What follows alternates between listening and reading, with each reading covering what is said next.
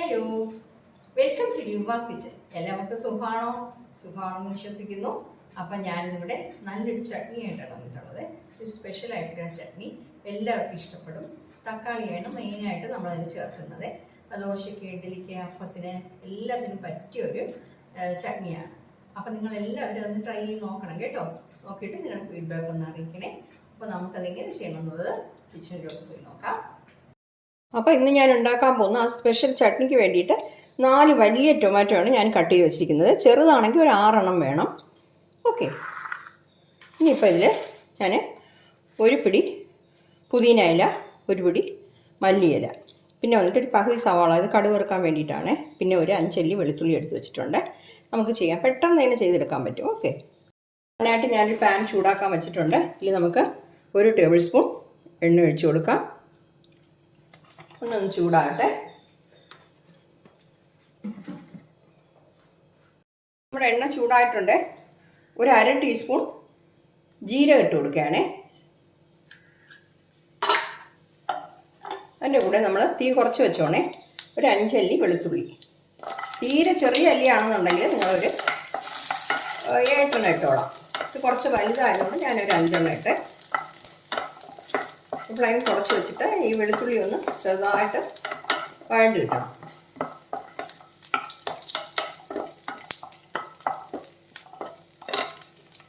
അപ്പോൾ നമ്മുടെ വെളുത്തുള്ളിയുടെ കളർ ചെറുതായിട്ടൊന്ന് മാറിയിട്ടുണ്ട്. ഇനിയിപ്പോൾ നമ്മളിതിൽ ഒരു 5-6 വറ്റൽമുളക് ചേർത്ത് കൊടുക്കുകയാണേ. ഞാൻ ചെറുതായതുകൊണ്ട് ഒരു 6 ചേർത്തിട്ടുണ്ട്. നിങ്ങൾ വലുതാണെന്നുണ്ടെങ്കിൽ ഒരു 5 മതി കേട്ടോ. ഈ മുളക് നല്ല രീതിയിൽ ഒന്ന് ചൂടാകണം. നല്ല ഉണക്കി വെച്ചിരിക്കുന്ന മുളകാണ്, അതുകൊണ്ട് പെട്ടെന്ന് തന്നെ വറുത്ത് കിട്ടും.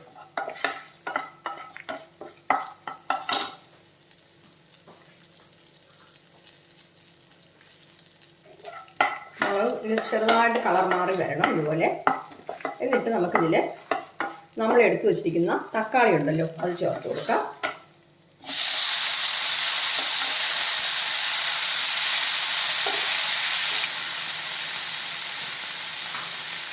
തക്കാളി ചേർത്തിട്ട് നമുക്ക് നല്ല രീതിയിലൊന്ന് വഴറ്റിയെടുക്കാം.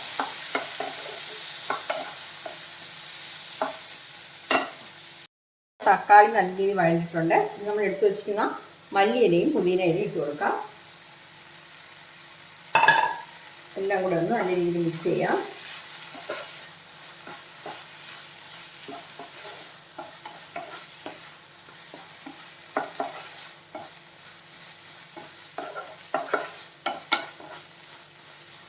എല്ലാം കൂടെ നല്ല രീതിയിൽ ഒന്ന് വഴറ്റി വെക്കട്ടെ. ഇതിൽ ഞാനിപ്പോൾ ഒരു 1/4 ടീസ്പൂൺ മഞ്ഞൾപ്പൊടി ചേർക്കുന്നേ. 1/4 ടീസ്പൂൺ മതി കേട്ടോ. എല്ലാം കൂടി ചേർത്തൊന്ന് ചൂടാക്കാം.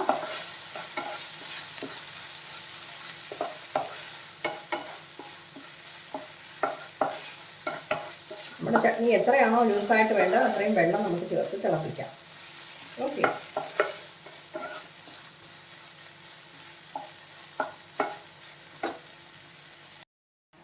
അപ്പോൾ അതിൽ ഞാൻ അത് മുങ്ങുന്നിടം വരെയുള്ള വെള്ളം ഒഴിച്ചു കൊടുത്തിട്ടുണ്ട്. അതിൽ ഉപ്പും ചേർത്ത് കുറച്ച് ഉപ്പ് ചേർത്തിട്ടുണ്ട്. ഇനിയിപ്പോൾ നോക്കിയിട്ട് നമുക്ക് ഉപ്പ് ചേർക്കാം കേട്ടോ. ഉപ്പ് ചേർത്തത് വീഡിയോയിൽ കിട്ടിയില്ലെന്ന് തോന്നുന്നു. അപ്പം ഞാൻ ഒരു 1/2 ടീസ്പൂൺ ഉപ്പ് ചേർത്തിട്ടുണ്ട്. അപ്പോൾ ഇത് നല്ലപോലെ തിളയ്ക്കുന്നുണ്ട്. അപ്പോൾ കുറച്ചുകൂടെ നല്ല ലൂസായിട്ട് വേണമെങ്കിൽ കുറച്ചുകൂടെ വെള്ളം ചേർക്കാം കേട്ടോ. ദോശയ്ക്ക്, ഇഡ്ഡലിക്കൊക്കെ ഒരു ശകലം വെള്ളം കൂടെ ചേർക്കാം. വെള്ളം ചേർത്താൽ നല്ല രീതിയിൽ തിളച്ചതിന് ശേഷമേ നമ്മൾ തണുപ്പിച്ചിട്ട് അരയ്ക്കാൻ പാടുള്ളൂ. പക്ഷേ നമ്മൾ ഈ ചട്നി വെച്ചിരിക്കാനുള്ള ചട്നിയാണ്, അതുകൊണ്ടാണ്. തിളക്കട്ടെ. കണ്ടോ, തിളയ്ക്കുന്നു. ഞാൻ ഫ്ലെയിം ഓഫ് ചെയ്യുന്നത്.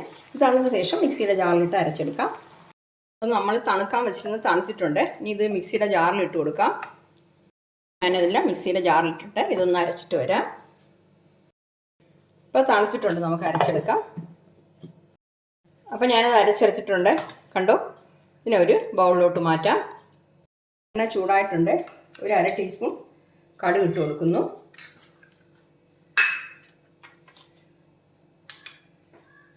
കടുക് ഒന്ന് പൊരിയിട്ട് ഇതിൽ 2 വറ്റൽമുളക് ഇട്ട് കൊടുക്കാം.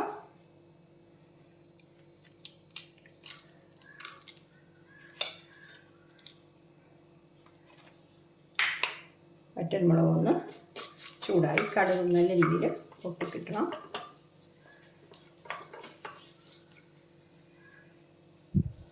അപ്പോൾ ഇതിന് കടുക് കുറച്ച് ചേർക്കേണ്ട ആവശ്യമുണ്ട്.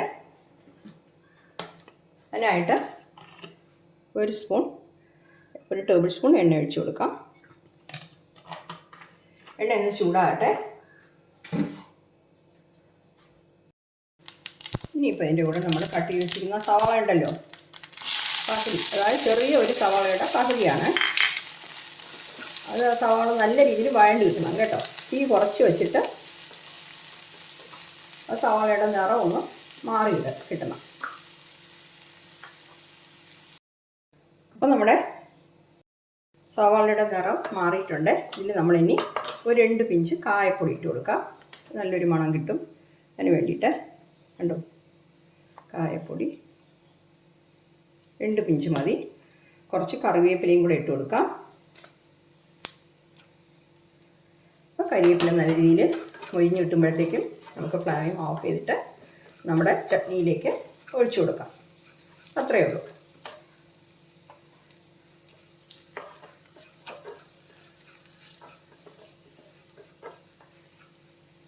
അപ്പോൾ ഞാൻ ഫ്ലെയിം ഓഫ് ചെയ്യുന്നേ.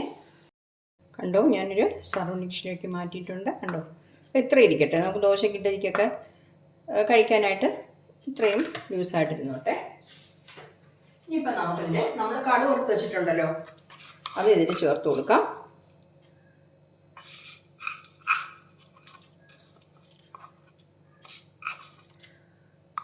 കണ്ടോ, നമ്മുടെ സ്പെഷ്യൽ ചട്നി സൂപ്പറായിട്ട് കിട്ടിയിട്ടുണ്ട്. എല്ലാവരും ഇതൊന്ന് ട്രൈ ചെയ്ത് നോക്കണം കേട്ടോ. നോക്കിയിട്ട് നിങ്ങളുടെ ഫീഡ്ബാക്ക് ഒന്ന് അറിയിക്കണേ. Thank you.